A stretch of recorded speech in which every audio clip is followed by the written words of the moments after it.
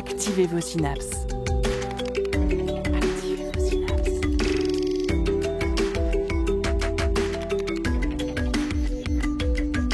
Poussez la porte du Labo des Savoirs et entrez dans un monde de science et d'expérience. C'est le Labo des Savoirs. Et si le changement n'était pas ce que l'on pense ? Quand on évoque la métamorphose, on imagine souvent des transformations spectaculaires, visibles et immédiates. Mais la métamorphose, c'est bien plus que cela. Elle peut être intérieure, subtile, lente ou invisible. Elle s'opère aussi dans notre langage, évoluant en continu, génération après génération. Et si chaque métamorphose était l'occasion de voir le monde autrement ? C'est le thème de la 9e édition de la Nuit blanche des chercheurs de Nantes Université et le thème de l'émission du jour.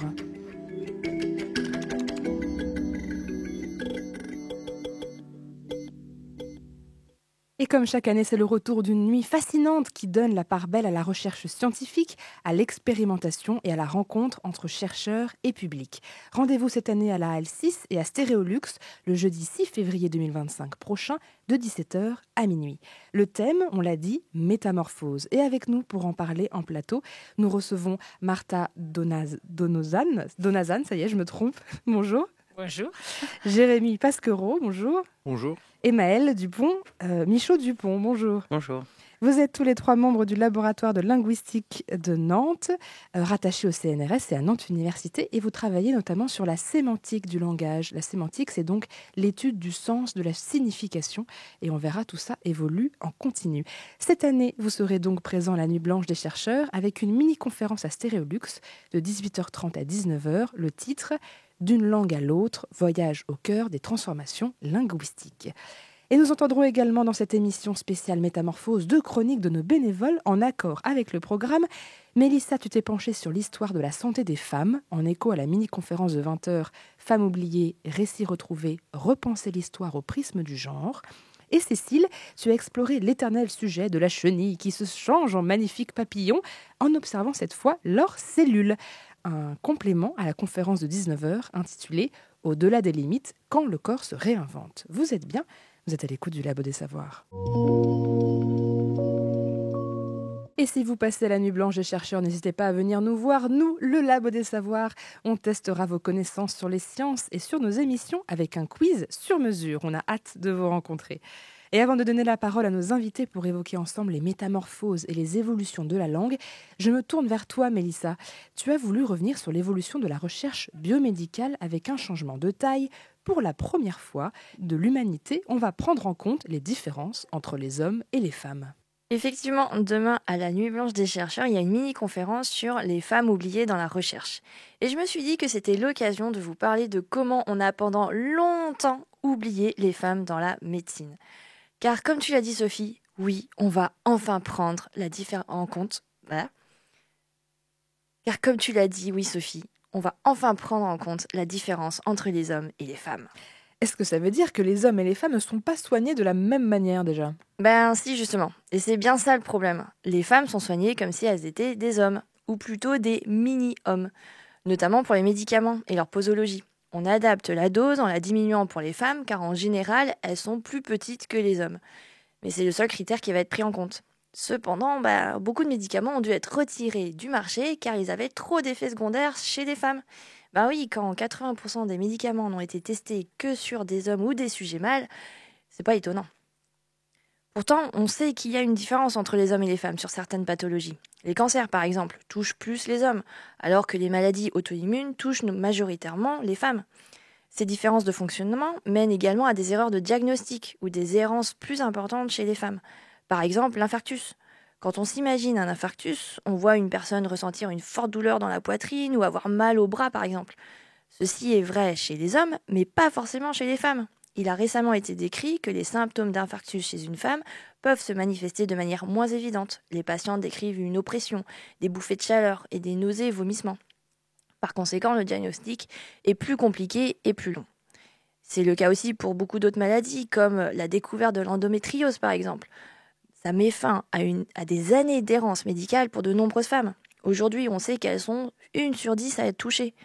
Une errance médicale et des erreurs de diagnostic qui mettent en évidence un manque de connaissances, notamment à cause des recherches biomédicales et cliniques faites principalement sur les hommes et les individus mâles.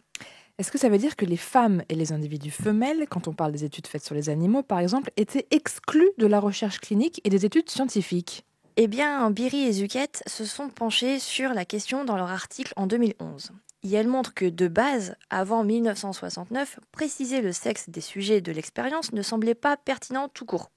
Entre 60 et 80% des articles des journaux étudiés ne mentionnent rien à ce sujet. Puis, dans les années 70, on voit une prédominance des études biologiques sur les individus mâles qui atteint 70% environ, contre 0% pour les individus femelles. Et dans les années 90-2000, on voit une stabilisation de ces études, uniquement mâles à 55%, mixtes à 10% et uniquement femelles à 10% également, mais avec une tendance à l'augmentation. Les 25% restants ne mentionnent toujours pas le sexe comme une variable. Du coup, ces limitations étaient bien sûr mentionnées dans les études. Mais comme l'absence d'analyse statistique avant les années 40 n'ont pas empêché des avancées majeures en biologie, on a considéré que l'éviction des individus femelles des études n'arrêterait pas le progrès de la recherche pour autant. Mais alors, quelles étaient les raisons d'exclure activement les femmes ? Faut dire que de base, on part de loin. On hérite d'une médecine très patriarcale. Dans l'Antiquité, par exemple, les Égyptiens et les Grecs considéraient que les maladies touchant les femmes étaient provoquées par un utérus en manque de sperme. Oui, Platon décrivait par exemple que quand une femme souffrait de problèmes respiratoires, il l'expliquait par un utérus qui errait dans le corps à la recherche de sperme pour être fécondé. Comme il ne l'était pas, il devenait irrité et en colère, il fermait ainsi le passage de l'air et faisait suffoquer la femme. Bien sûr, évidemment. Et puis plus récemment, au XIXe siècle, on traitait encore les femmes contre l'hystérie, soi-disant une maladie psychique, à coups de massage et de jets d'eau sur le vagin. Pour des raisons plus contemporaines, du coup, les données provenant des individus femelles étaient considérées trop variables, notamment dues aux hormones et au cycle menstruel. Pas pratique pour avoir des statistiques significatives. Il y avait également un argument économique. Cela faisait étudier 2 fois plus de sujets, donc 2 fois plus coûteux. Bref, des raisons qui nous semblent bien désuètes aujourd'hui, surtout qu'une méta-analyse de 293 publications a montré que la variabilité n'était pas plus grande chez les femmes et chez les femelles que chez les mâles. Alors aujourd'hui, comment on peut faire pour rattraper tout ce temps perdu ? Eh bien aujourd'hui, depuis le milieu des années 2010, la nécessité de compléter nos connaissances sur la santé des femmes et de changer les pratiques de médecine ont été soulignées par de nombreux rapports internationaux. Cela passe notamment par une obligation des grandes instances de recherche comme l'INSERM en France ou le National Institute of Health aux États-Unis à inclure les 2 sexes dans les études cliniques, mais aussi dans les études de recherche fondamentales jusqu'au niveau cellulaire. Car oui, les cellules ont un sexe. Beaucoup de gènes situés sur les chromosomes sexuels XX et XY sont exprimés dans les cellules non sexuelles, comme celles du cerveau ou du système immunitaire, et donc ont un impact sur leur fonctionnement. Grâce à ces obligations, en seulement 10 ans, les études portant sur les 2 sexes sont passées de 28% en 2009 à 49% en 2019. On est donc sur la bonne voie. Ces instances recommandent également de rendre plus accessibles les données déjà récoltées par rapport au sexe, car beaucoup de données sont déjà là. Simplement, elles ne sont pas exploitées ou pas bien identifiées. Au final, toutes ces réflexions sur l'inclusion des femmes dans la manière de soigner peut également aller plus loin et s'étendre aux minorités ethniques. Car si les études ont principalement été faites sur les hommes, on peut préciser qu'elles ont été faites sur des hommes blancs. On manque également de données qui prennent en compte l'origine ethnique comme une variable. Des chiffres en 2014 montrent par exemple qu'aux États-Unis, la maladie d'Alzheimer touche moins les Asiatiques que les Blancs et les Noirs américains, et qu'elle touche plus les femmes que les hommes. Tout est interconnecté. Une médecine personnalisée pour mieux soigner tout en évitant les discriminations de genre ou raciales, c'est tout l'enjeu du futur de la médecine. Merci Mélissa pour cette entrée en matière. De retour avec nos invités, Martha Donozan, Jérémy Pasquereau et Maëlle Michaud-Dupont. Votre métier de linguiste, c'est d'étudier la langue, mais aussi les évolutions et les changements. Alors, première question très généraliste, est-ce que la langue est condamnée à une évolution constante ? Et si oui, comment vous pouvez réussir à étudier la langue à un instant T ? Jérémy. Alors déjà, nous en tant que linguistes, on étudie les langues en fait parce qu'on considère que les langues sont les manifestations d'une capacité humaine de langage. Donc on peut très bien se concentrer sur une seule de ces manifestations, une langue, ou bien au contraire regarder comment la capacité de langage se manifeste différemment à travers différentes langues. Et pour répondre à votre question, bien oui, les langues sont condamnées à changer continuellement.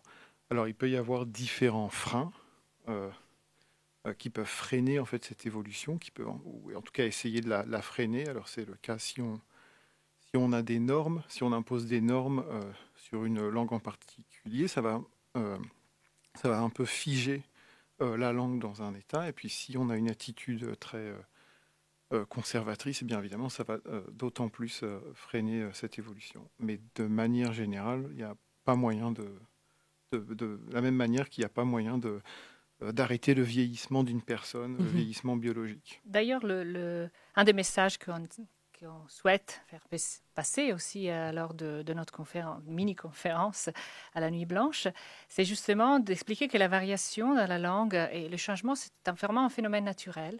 La langue est vivante aussi et elle évolue, elle se métamorphose de façon constante.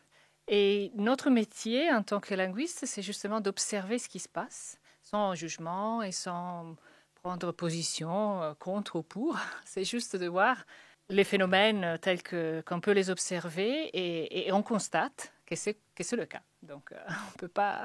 Oui, vous avez plutôt une approche descriptive. Vous contemplez ces changements, vous les voyez en marche, et vous n'êtes pas du tout dans une approche plus prescriptive qui serait de dire les bonnes pratiques à adopter, qu'on associe souvent dans nos têtes à l'Académie française, par exemple. Ce sont des approches qui sont opposées, complémentaires ? Moi, je dirais qu'ils sont complémentaires, dans le sens que nous, on a une approche scientifique, on essaie juste d'observer ce qui se passe, essayer de l'expliquer, comme ferait n'importe quel scientifique avec n'importe quel sujet.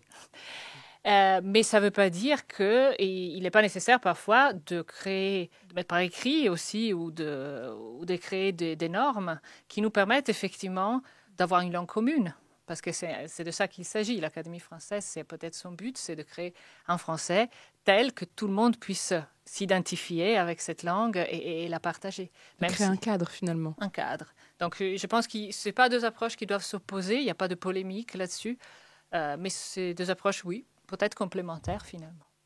Il y a des exemples pleins dans la langue française où on voit que c'est ce qu'on emploie, nous, en langue, mais qui ne correspond pas forcément à des règles qui ont été établies par l'Académie française. Un exemple qui illustre bien cette variabilité, c'est le côté possession. Le classique, le pull de Camille, en bon français, je mets des guillemets, mais on connaît tous des personnes autour de nous qui disent spontanément le pull à Camille. Alors, est-ce que ce serait une erreur ? Voilà, écoutez, l'exemple que vous mentionnez, on va le détailler justement pendant notre mini-conférence à la Nuit des chercheurs.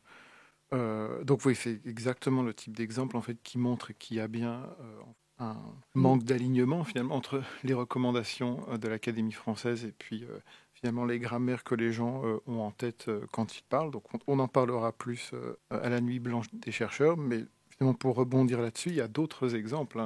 Vous avez par exemple, malgré que je sois venu ou que je suis venu, il n'a pas fait ça. Là où l'Académie française recommande de dire malgré le fait que je sois venu. La question est finalement si les gens le disent, si beaucoup de gens le disent, se comprennent, finalement, est-ce que ça ne fait pas partie de leur grammaire ? Nous, on observe simplement que les gens le disent et qu'ils ne disent pas d'autre chose. D'ailleurs, ils n'acceptent pas d'autre chose qu'on pourrait leur proposer. Et donc, ça nous intéresse, en fait. Peut-être, Martha, tu veux donner un autre exemple ? L'exemple avec le subjonctif, ouais. Ça, c'est quelque chose qui m'avait frappé parce que j'ai entendu les gens... Moi, j'ai appris le français sur une grammaire, donc évidemment. Et normalement, on apprend que quand on utilise la préposition avant que, on doit utiliser le subjonctif, donc avant qu'il soit venu. Et quand on utilise après, on doit utiliser l'indicatif, après qu'il est venu. Alors que tout le monde dit après qu'il soit venu.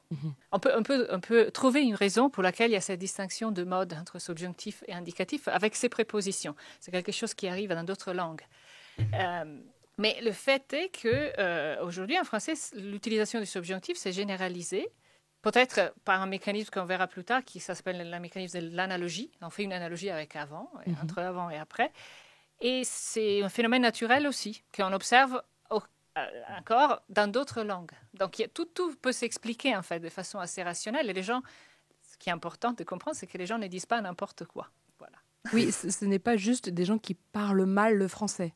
Non, exactement. En fait, ce qui est important, c'est exactement ça. C'est-à-dire qu'on pourrait penser que finalement, les gens se permettent de tout faire et puis qu'il n'y a qu'aucune règle. Sauf que, en fait, quand on construit certains exemples, on s'attendrait à ce que si les gens font n'importe quoi, ils acceptent ces exemples, disent mais oui, moi je pourrais dire ça, alors qu'en fait, c'est pas le cas. Enfin, pas avec tout ce qu'on pourrait penser qui devrait être acceptable. Donc, dans la façon de parler qui, disons, n'est pas du bon français, il y a quand même des règles implicites parmi les personnes qui utilisent, par exemple, plus la Camille ou alors le subjonctif, même après justement. Oui. Vous voyez, par exemple, typiquement l'exemple qu'a donné Martha sur avant qu'il vienne, après qu'il vienne, donc suivi du subjonctif. Alors, on pourrait penser, mais peut-être que les gens parlent mal, et parce qu'en fait, dès qu'ils voient le mot « que », ils mettent un subjonctif. C'est une hypothèse qui serait très facile à tester, c'est-à-dire qu'on peut construire des phrases où dès qu'on a que, on va mettre un subjonctif. Or, les gens n'accepteront pas le subjonctif après tous les que. Si par exemple je dis il a dit qu'il vienne demain, par rapport à il a dit qu'il vient demain ou qu'il viendra demain, la question c'est est-ce que cette phrase est acceptable? Bon, a priori, mes collègues semblent d'accord avec mon intuition que non, donc il faudrait évidemment tester, mais ça montre bien que voilà, ils ne font pas n'importe quoi. Il y a quelque chose qui fait que le subjonctif est plus acceptable après que, plus que après d'autres locutions avec que. Est-ce qu'il y a aussi des variations de l'utilisation, donc là, notre exemple, c'est le français, en fonction des régions, au-delà des expressions ou des mots de vocabulaire spécifiques à une région où on s'amuse souvent à comparer entre voisins régionaux. Mais est-ce qu'il y a des façons de parler qui changent en fonction de l'endroit en France, et sans parler du patois? Oui, mais le patois, en fait. Qu'est-ce que patois? Sans doute qu'on parle tous un patois. Voilà, alors, mais oui, évidemment, il y a beaucoup de variations régionales, parfois même de variations individuelles, mais si on s'en tient à la variation régionale, par exemple, si vous avez passé un peu de temps dans le sud de la France, vous aurez peut-être remarqué que les gens emploient une construction verbale qui n'est pas si fréquente à Nantes et dans les environs. Alors, je vais vous donner un exemple. Par exemple, une fois que j'ai eu fini mon travail, je suis allé à la salle de sport. Alors, j'ai eu fini mon travail. Moi, par exemple, qui ai fait une partie de mes études à Lyon, sans m'en rendre compte, j'ai acquis cette construction. Oui, moi, je ne connais pas. Une fois que j'ai eu fini? Oui, une fois que j'ai eu fini mon travail. Alors, ça s'appelle le passé surcomposé. D'accord. Vous voyez? Et ça, c'est typique de la langue doc. Donc, on n'est pas en train de parler de patois ou de façon de parler comme le corse ou le ch'ti. C'est vraiment du français, mais avec une utilisation particulière. Et vous voyez, par exemple, vous employez le mot, je me permets Oui, allez-y. de rebondir sur ce que vous venez de dire, par exemple. Alors nous, en général, on utilise le terme neutre de variété. On va regarder une variété linguistique et essayer de voir quelles règles sous-tendent cette variété. Mais en l'occurrence, le corse, c'est une variété linguistique. Mais dans la mesure où, si vous mettez un locuteur du corse et un locuteur du français, ils ne se comprendront sans doute pas, si ce sont des locuteurs monolingues, eh bien, on va dire que ce sont deux langues différentes. Donc, pour nous, en fait, on ne fait pas d'ailleurs de différence vraiment entre... ces termes, langue, variété, n'ont pas de sens, disons, scientifique pour nous. Voilà. D'accord. Donc, le corse est une langue. Voilà. Et pas juste un patois ou une variation régionale. C'est une langue à part entière dans cette... Oui, il y aurait beaucoup en fait à dire sur tous ces mots qu'on emploie, patois, parler, jargon, dialecte. Oui. Voilà. Et c'est d'ailleurs le sujet de notre communication à la Nuit Blanche des chercheurs aussi. L'idée, en fait, pour faire court, c'est qu'en fait, ces mots en fait, reflètent des considérations qui ne sont pas linguistiques, mais des considérations qui sont politiques ou de l'ordre d'un prestige. Mais en tout cas, nous, en tant que... Et là, je reviens un peu sur ce avec quoi vous avez commencé, c'est-à-dire la distinction approche descriptive et approche prescriptive. Nous, en tant que scientifiques, quand on prend la langue, les langues comme objet d'étude, on prend une perspective qui est purement descriptive, où on ne porte aucun jugement de valeur. Et c'est pour ça que pour nous, toutes les langues, toutes les variétés linguistiques, quelles qu'elles soient, standards ou pas, elles ont la même valeur. Vous, Martha, est-ce que vous étudiez justement ces différences géographiques qu'il peut y avoir sur une langue? Alors pas forcément le français, mais... Moi, j'ai travaillé sur des langues très différentes. Donc, et ce qui est intéressant quand on regarde des langues qui sont même très différentes, c'est qu'on trouve très souvent des grandes similarités. Justement, à partir de cette idée que la langue est toujours une manifestation de l'esprit humain et notre capacité cognitive, notre esprit est le même à travers le globe. Donc forcément, on produit des choses qui sont, disons, à un niveau plus ou moins superficiel très différentes. Donc il y a évidemment les grandes différences du lexique, les mots qu'on utilise. Il y a des grandes différences, des macro-différences dans la structure. Mais quand on regarde les principes qui organisent en fait la construction des phrases, ou le rapport entre les mots et les sens qu'ils ont, ils sont pratiquement les mêmes à travers les langues. Il n'y aurait pas de langue qui serait plus sophistiquée que d'autres ou plus évoluée que d'autres? Non. Ça, je peux répondre assez carrément non. Et le principal argument vient du fait que tous les enfants apprennent leur langue maternelle à la même vitesse. Donc, ce n'est pas possible qu'il y ait des enfants plus intelligents que les autres parce qu'ils parlent allemand plutôt que français, par exemple. Dire que le français serait une langue plus noble qu'une autre n'est pas vrai scientifiquement. En tout cas, noble, ce n'est pas un concept scientifique. Oui, voilà. C'est sortir, voilà. C'est aller dans ce qu'on disait tout à l'heure, le côté un peu politique aussi. Voilà. Alors, comment remonter dans le temps et revenir aux origines des langues, ou depuis quand utilise-t-on le passé composé pour parler au futur?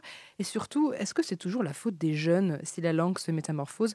On discute de tout cela juste après la pause musicale.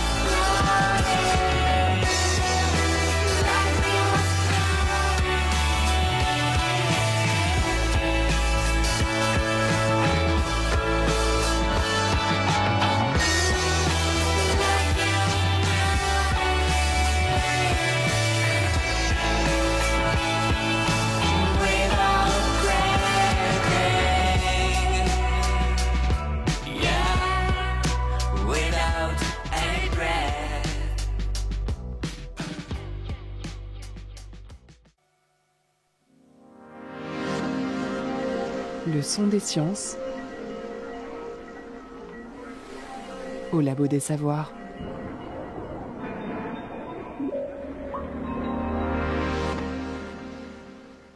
C'était Without Breathing de Jay Brush et nous sommes de retour en plateau avec Martha Donazan, Jérémy Pasquereau et Maëlle Michaud-Dupont du laboratoire de linguistique de Nantes. On va continuer à parler du français comme exemple principal dans cette émission, mais vous étudiez d'autres langues très différentes des langues indo-européennes. Lesquelles ?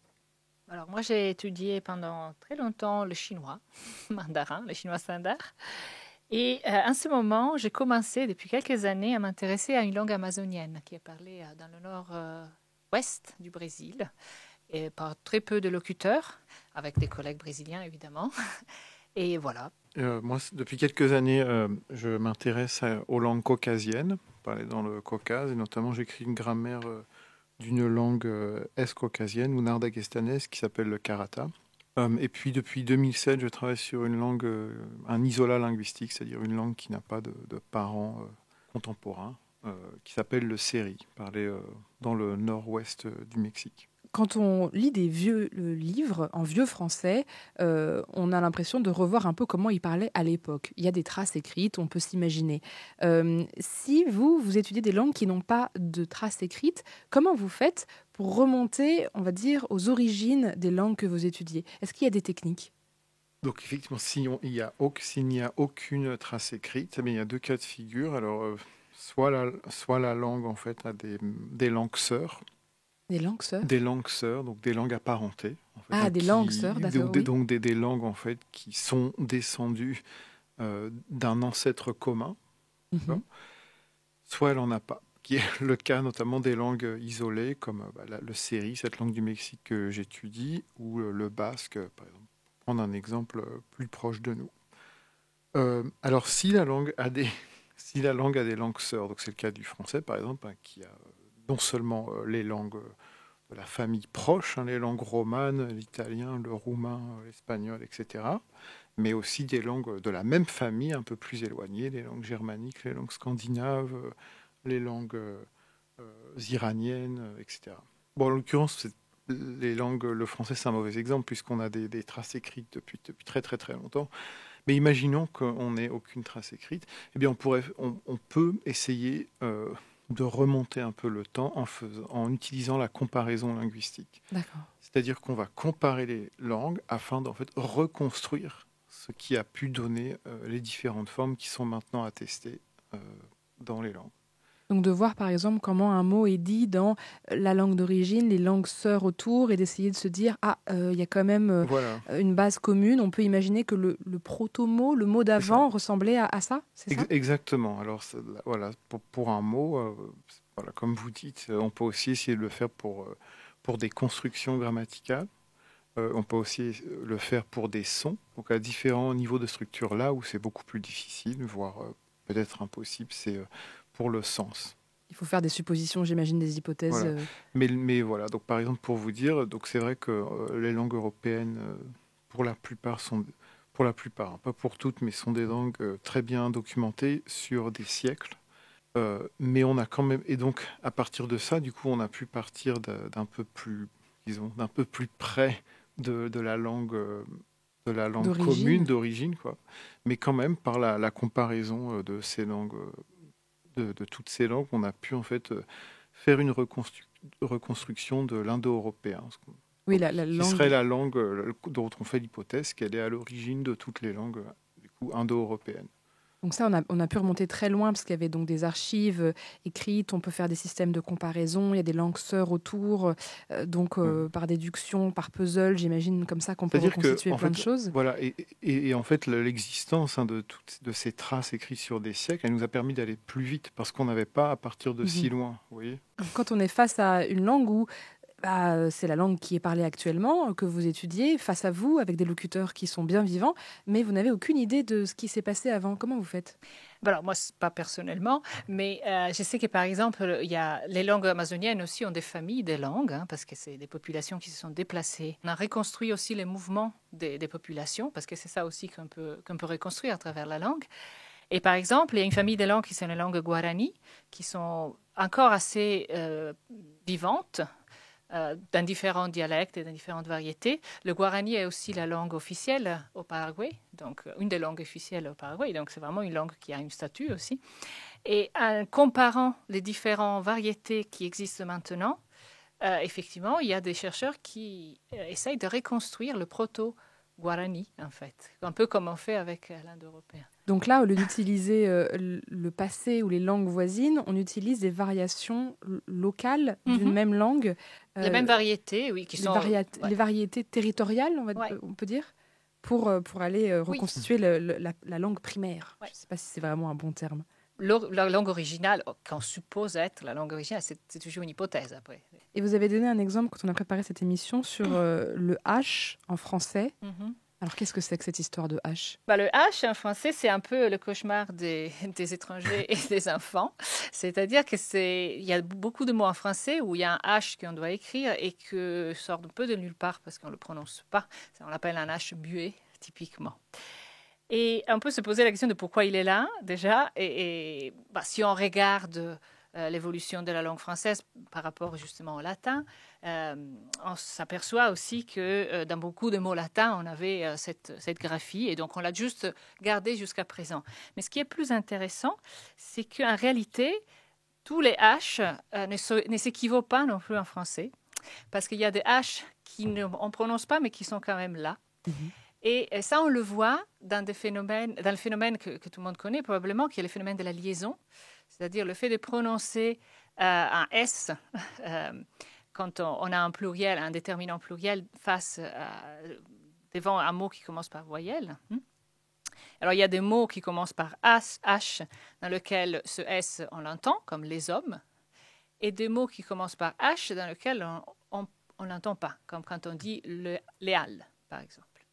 Je pense que tous les locuteurs de français sont d'accord de dire que c'est bizarre de dire les halles. Ouais. Et pourquoi ? Alors que, parce qu'en réalité, il y a une raison, c'est-à-dire que les mots dans lesquels ce H, qui ne se prononce toujours pas, résistent la liaison, donc comme halle, c'est des mots d'origine germanique. Et à un moment donné, en effet, on peut imaginer que ce H était prononcé. Parce que c'est toujours le cas dans les langues germaniques. Comme en anglais, il y a encore très clairement cette distinction entre quand on dit a house et an hour. Dans les deux cas, il y a le H, mais dans un cas, on le prononce et dans l'autre cas, non. Et en français, c'était un peu la même chose à un moment donné. Ce H, l'absence de liaison était justifiée probablement par le fait qu'on disait les halles. Et maintenant, ce H s'est perdu, mais on l'entend encore d'un certain sens et sa trace est restée. Donc, on peut expliquer des choses sur la prononciation en regardant ces choses-là aussi. Donc, l'histoire de la langue et de sa prononciation, même si on peut un petit peu oublier des détails, finalement, se retrouve sur comment aujourd'hui on prononce les halles ou les hommes. Alors, je me tourne vers toi, Maëlle, puisque aujourd'hui tu as une double casquette. Tu es à la fois invitée, puisque tu interviendras bien à la Nuit Blanche des chercheurs, et à la fois tu es un bénévole du Labo des Savoirs, quand même important. Donc, on va poursuivre cette interview, mais en chronique. Toi, ton sujet de recherche, c'est pas le H, c'est l'expression du futur. Alors, quel est le rapport avec le côté métamorphose de notre Nuit Blanche des chercheurs ? Alors, la métamorphose, déjà, c'est un changement de forme, et en fait, la référence au futur, elle est confrontée à quelques métamorphoses, que ce soit à travers les langues, puisque déjà dans environ 50% des langues que Dahl et Velupillai ont répertoriées en 2013, il y a une absence de ce qu'on appelle une inflexion verbale du futur. Alors, ce n'est pas le cas en français, puisqu'en français, on a des conjugaisons qui sont précisément pour la référence au futur. Donc, on a le futur simple, je mangerai, tu mangeras, le classique. On a le futur antérieur, donc j'aurai mangé, tu auras mangé, etc. Et le futur avec la périphrase aller qui oriente, enfin la périphrase aller, en fait le aller au présent, donc qui oriente entre guillemets directement l'action ou l'événement dans le futur. Donc je vais manger, tu vas manger. On comprend tout de suite que c'est pas maintenant que je suis en train de manger. Donc ça c'est une forme qui s'est petit à petit grammaticalisée dans plusieurs langues romanes. Mais en fait, la métamorphose qu'on observe justement aussi dans le français oral plus courant, c'est qu'on a des constructions différentes qui permettent de référer à des événements du futur qui émergent. Donc en fait, on a des constructions où on va dire par exemple « demain je suis en vacances ». En fait, on n'a pas de verbe au futur, mais bien un verbe au présent. Être, là, il est totalement au présent. Et dans la littérature, ces constructions, elles sont appelées futurates. Et c'est ce sur quoi je travaille, en fait, donc dans les langues romanes. Et en fait, l'origine même des conjugaisons pour le futur, elle est le fruit déjà d'un premier changement avec le latin, puisqu'à la base, le latin avait une forme périphrastique et qui s'est petit à petit grammaticalisé en une forme plus synthétique du futur, et ça à travers les langues romanes. Donc en fait, c'est un peu le premier état de métamorphose de la référence au futur vers le français.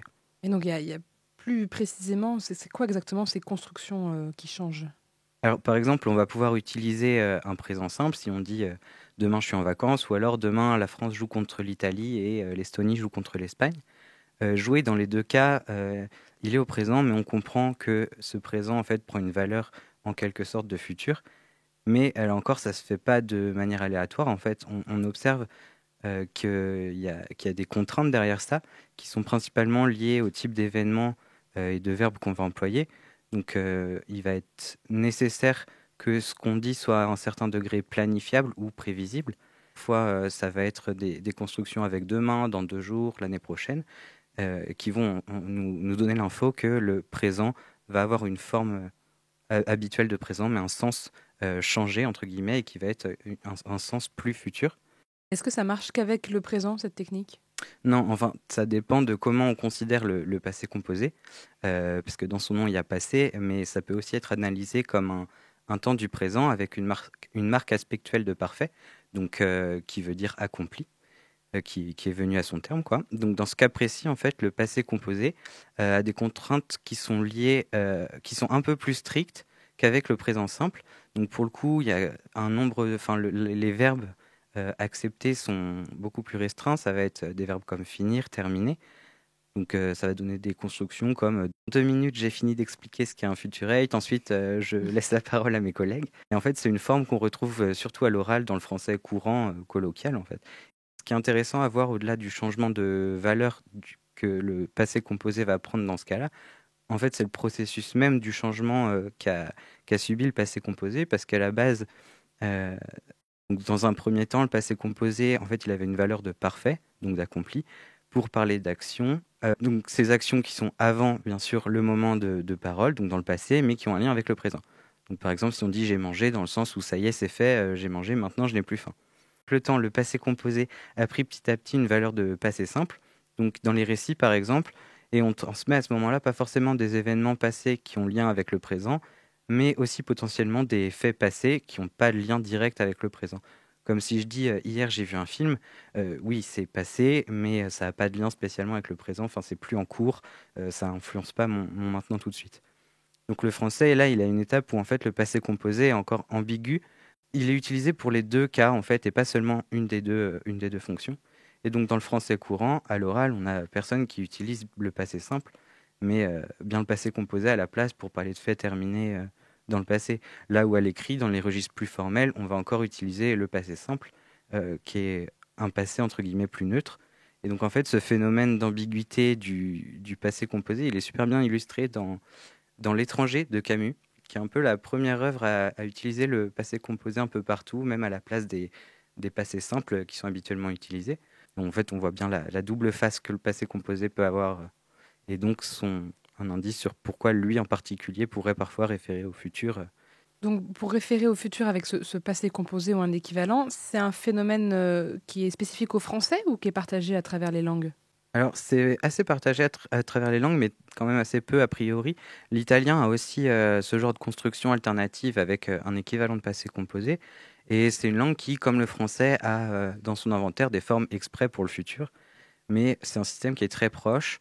Et a priori, certaines contraintes avec l'usage du passé composé pour le futur seraient plus souples en italien qu'en français, où on pourrait avoir des événements un peu moins prévisibles ou planifiables qui vont pouvoir être exprimés avec des verbes au passé composé, même pour le futur. Et ça, c'est ce sur quoi je travaille pour ma thèse.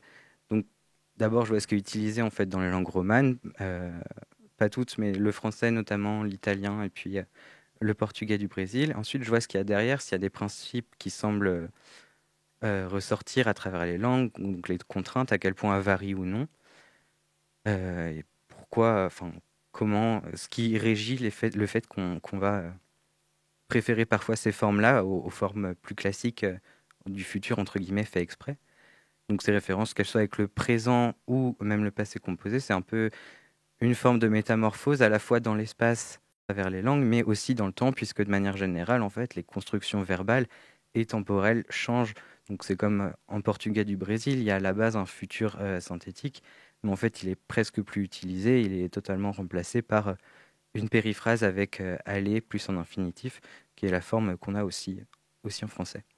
Merci beaucoup Maëlle pour ces explications. T'en es où dans ta thèse?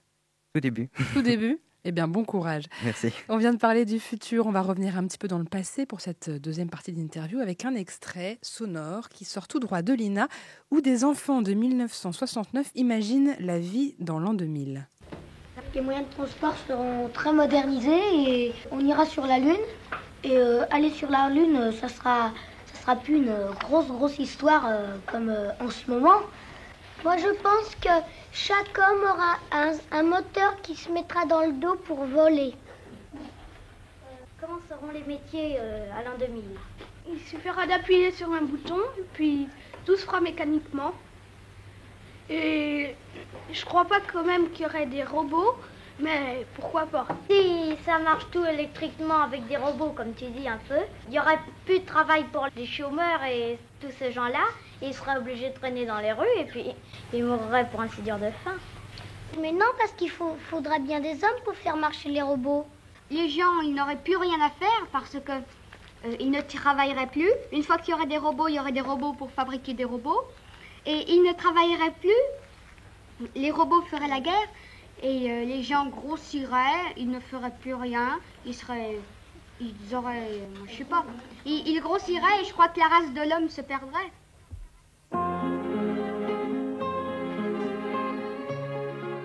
Voilà qui est bien pessimiste. Alors, tout n'est pas si décalé avec nos enfants d'aujourd'hui. On pourrait s'y méprendre, penser que ce sont des enfants des années 2020 ou 2025 peut-être. Mais il y a quand même certaines expressions, certaines façons de parler, le « pour ainsi dire », par exemple, qu'on entend à un moment, qui nous font penser au langage de nos adultes à nous.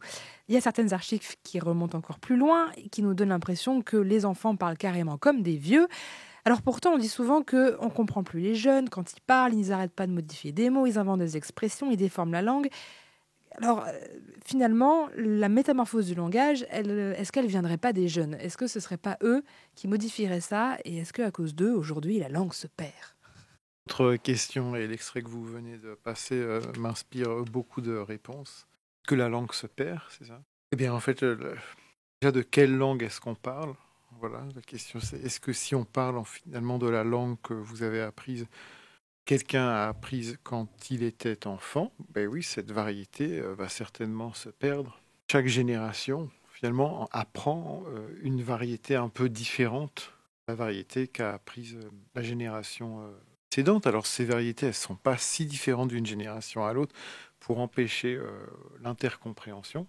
Et si on regarde au bout déjà de 10 générations, on trouve plus de différences, 20 générations encore plus, et puis arrive un moment où en fait il y a tellement de différences que en fait ce sont des langues différentes. Alors on appelle ça de l'ancien français, du moyen français. Du coup on nomme les strates parce qu'on reconnaît qu'il y a quand même une sorte de continuité, en tout cas spatiale. Mais oui, évidemment que sans doute la source principale d'innovation, ce sont les enfants et les nouvelles générations. Ces jeunes qui, en tout cas moi quand je les écoute parler, alors que j'estime que je suis pas si vieille que ça, parfois je ne les comprends pas. Est-ce que, il y avait l'exemple je crois du créole, est-ce qu'on peut parler un petit peu de cet exemple-là qui je trouve est très parlant? Oui, c'est un exemple qui illustre bien cette hypothèse qui est assez partagée de dire que le changement linguistique, ça se fait par génération en fait, de génération à génération. Alors, l'exemple du créole est intéressant parce qu'il répond d'une certaine façon à une question qu'on se pose tous et toutes, qui est comment est né le langage, comment sont nées les langues. Parce que jamais savoir, on fait de la reconstruction jusqu'à très loin, mais ça reste des hypothèses parce qu'on ne peut pas évidemment savoir comment parlaient les premiers hommes et qui a commencé à parler. Mais on peut étudier la naissance des langues plus près de chez nous. Et l'exemple du créole est un exemple pertinent en ce sens, parce que les créoles, ce sont des langues assez jeunes qui sont nées dans un contexte très spécifique, qui est un peu un contexte très malheureux qui était l'époque de la traite des esclaves, quand les esclavagistes, disons, ils vendaient à des maîtres des hommes et des femmes qui venaient souvent de l'Ouest de l'Afrique, mais qui venaient d'endroits différents et qui parlaient des langues complètement différentes, qui n'avaient aucun lien entre elles. En Afrique, la situation est très fragmentaire au niveau linguistique, même maintenant. Et du coup, ces personnes s'est retrouvées à vivre ensemble et ils n'avaient aucune langue commune. Donc, qu'est-ce qu'ils faisaient pour communiquer, même dans les tâches du quotidien? Ils inventaient un système de communiquer qui n'était pas une langue, qui empruntait des mots lexicaux de la langue commune qu'ils avaient, qui était la langue de leur maître. Donc, c'est pour ça qu'on parle des créoles du français, du créole de l'anglais, du créole du néerlandais ou portugais. C'est juste un niveau lexical, en fait. C'était une langue d'emprunt. Et ils l'utilisaient de façon complètement impressionniste, en mettant des mots l'un après l'autre pour essayer de se faire comprendre. Donc ça, ce n'était pas une langue. C'était juste un jargon ou un code entre les... pour communiquer, pour se communiquer. Faire comprendre Comment avec les autres. Avec une langue qu'on ne connaît pas du tout. Sauf que la situation s'est un peu éternisée et du coup, ces groupes de personnes qui vivaient ensemble, ils ont eu des enfants, ils se sont stabilisés. Et leurs enfants, par contre, quand ils sortaient de leur famille, ils ont commencé à systématiser, disons, ce code en créant effectivement une langue qui avait, toujours, parce que c'est le cas, qui a une vraie grammaire. Une langue qui est complexe, tout comme le français ou n'importe quelle autre langue, qui a une grammaire très précise, qu'il faut apprendre, comme on apprend le français.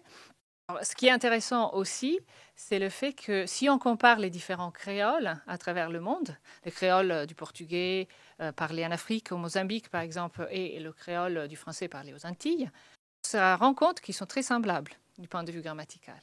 D'accord. Ouais, ils ont des points communs très, très forts. Et donc, on peut répondre peut-être de façon un peu hypothétique à la question comment ils étaient les premières langues. Finalement, tous ces créoles avec une langue de base différente ont développé des mécanismes semblables. Et c'est un peu le dernier exemple le plus récent qu'on a de naissance de langue. D'une langue, alors il y a d'autres exemples qui sont assez connus. Par exemple, la langue signée. Donc, le créole, c'est une langue orale, mais il y a des langues signées, donc langue des signes. Et un exemple très connu est l'exemple de la langue des signes du Nicaragua. Le Nicaragua, c'est un État qui a eu une révolution politique dans les années 60, à la fin des années 70. Et jusqu'à ce moment-là, il n'y avait pas d'école spécialisée pour les enfants malentendants. Quand ils ont commencé à créer des écoles spécialisées et à mettre ensemble ces enfants, ils ont commencé à développer une sorte de langue signée.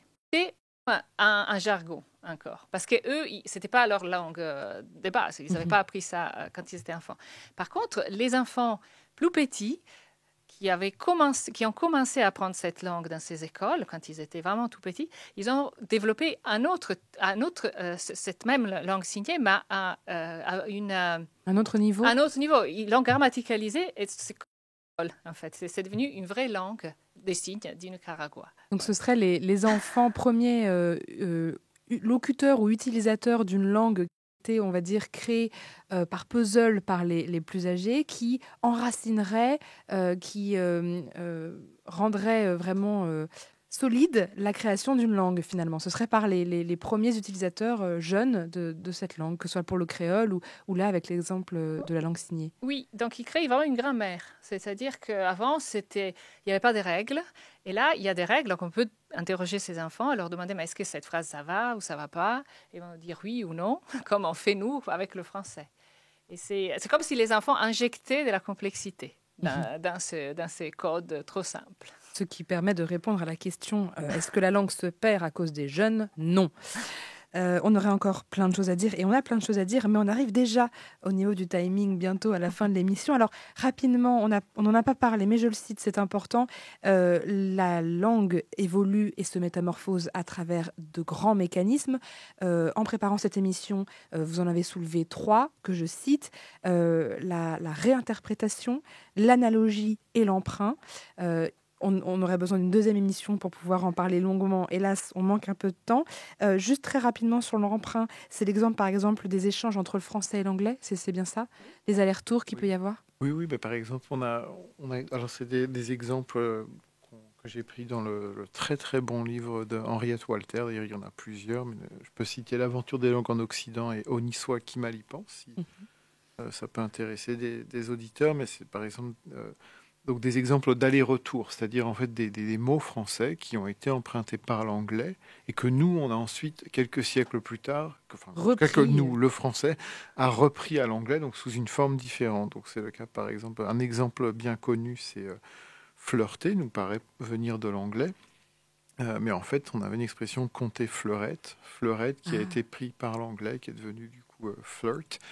Et que nous, on a repris flirt et on l'a francisé en mettant la terminaison d'un verbe. Quand on dit qu'on drague, qu'on flirte, ça vient en fait d'une expression française, compter fleurette. Et un autre exemple, par exemple, que je peux vous donner, c'est le mot budget, qui a été pris à l'anglais budget, mais qui lui-même avait été pris français, notamment un mot d'origine gauloise, qui était bouge ou bougette, pour dire une petite poche dans laquelle on mettait de l'argent.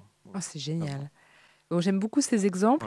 Voilà. Vous pourrez tous les retrouver justement dans les livres que je viens de citer. Ouais. On les mettra en description du podcast si vous êtes intéressé pour voir les références. Avant de conclure cette émission, on écoute Cécile qui s'est penchée aussi sur la métamorphose, mais de la chenille en papillon. Alors comment ça se passe à l'échelle des cellules, Cécile ? Bonjour Sophie. Et oui, c'est ça. Je ne sais pas vous, mais moi j'ai ce souvenir d'enfant que la chenille se transformait en chrysalide, se dissolvait complètement en une soupe d'insectes et qu'en quelques semaines, cette soupe se transformait en papillon. J'ai toujours trouvé ça magique et pas très réaliste, mais soit. Jusqu'au jour où j'ai entendu parler des disques imaginaux. Et là, tout a fait sens. Les disques imaginaux, découverts par Jan Swammerdam, sont de petits sacs de cellules qui sont parmi les seuls à ne pas se dissoudre dans la chrysalide. Ils sont une vingtaine et sont constitués de 10 à 50 cellules. Donc rien du tout comparé à notre chenille dodue ou au fabuleux papillon qu'elle deviendra. Les disques imaginaux sont appelés comme ça car les entomologistes, les scientifiques qui étudient les insectes, appellent l'insecte adulte imago et que les sacs de cellules qu'ils constituent sont aplatis comme des disques.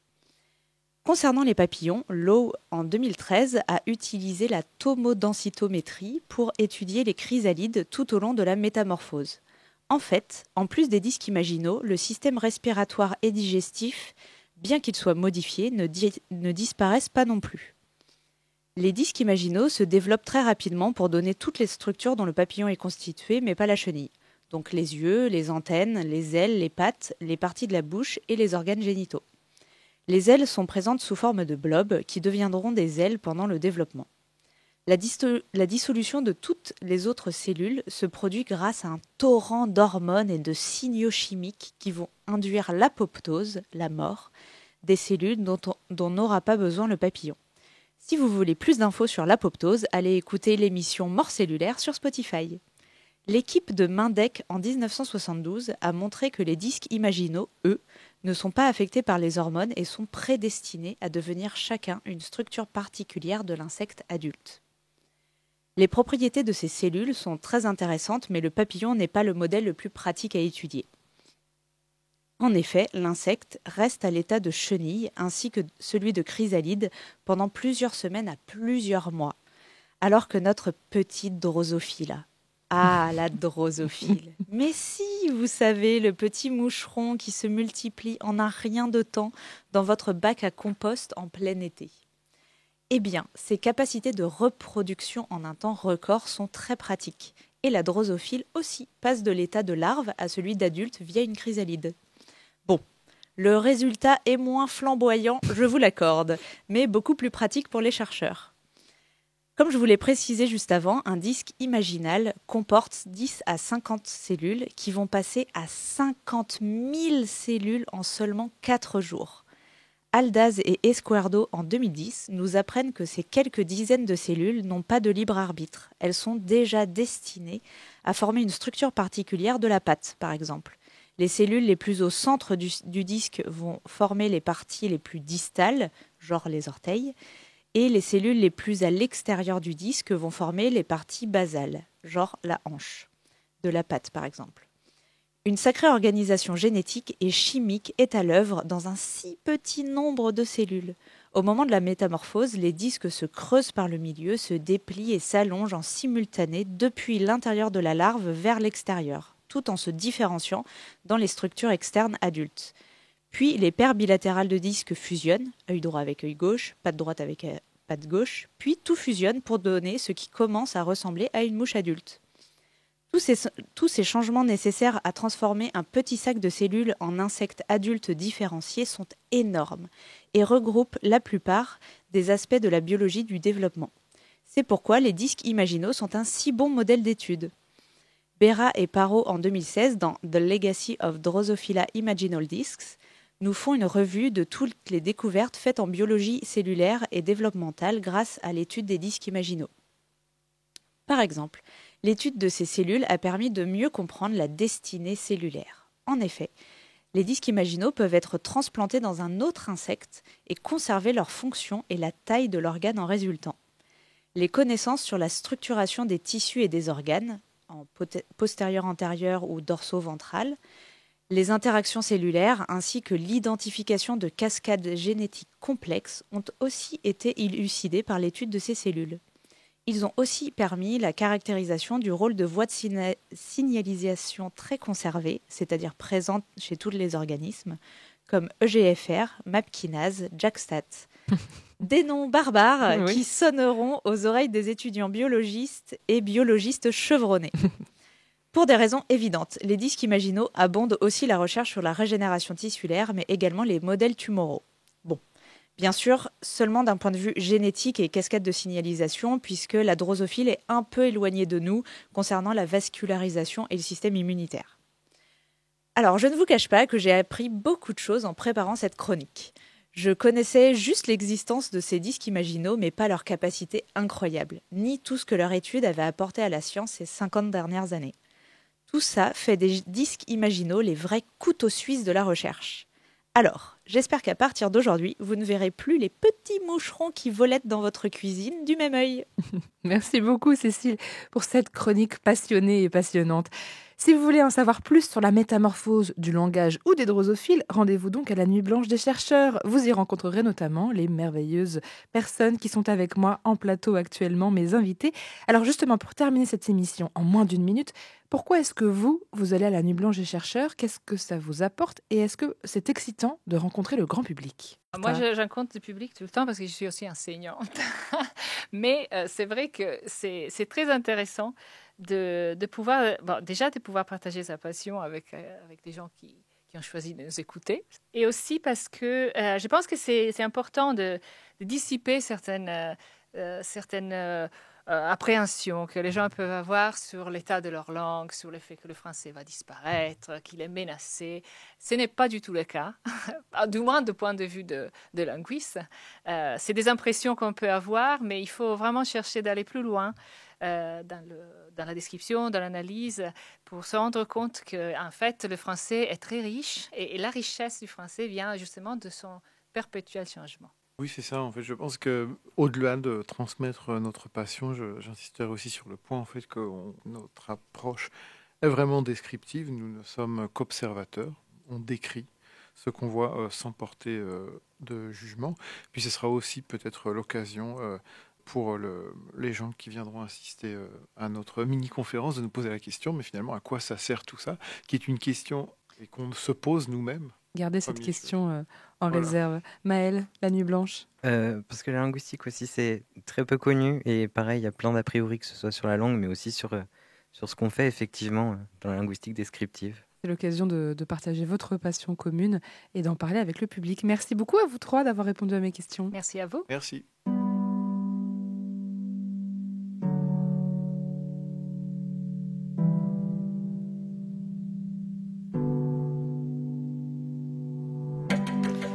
Merci à Martha Donazan, Jérémy Pasquereau et Maëlle Michaud-Dupont du laboratoire de linguistique de Nantes d'avoir répondu à mes questions. Merci également à Mélissa et Cécile pour leur chronique. La Nuit Blanche des chercheurs, c'est ce jeudi 6 février 2025 de 17h à minuit et c'est gratuit.